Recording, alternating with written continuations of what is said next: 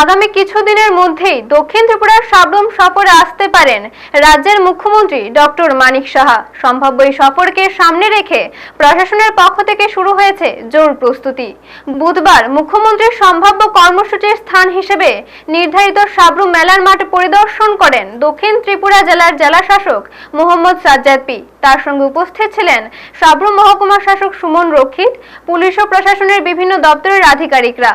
প্রশাসনের সময় মেলার মাঠের সার্বিক অবকাঠামো, নিরাপত্তা ব্যবস্থা, যানবাহন চলাচল, দর্শনার্থীদের বসার ব্যবস্থা, পানীয় জল, বিদ্যুৎ সংযোগ এবং স্বাস্থ্যবিধি সংক্রান্ত প্রস্তুতি খতিয়ে দেখা হয়। জেলা শাসক সংশ্লিষ্ট দপ্তরগুলিকে পারস্পরিক সমন্বয়ের মাধ্যমে দ্রুত সব প্রস্তুতি সম্পূর্ণ করার নির্দেশ দেন।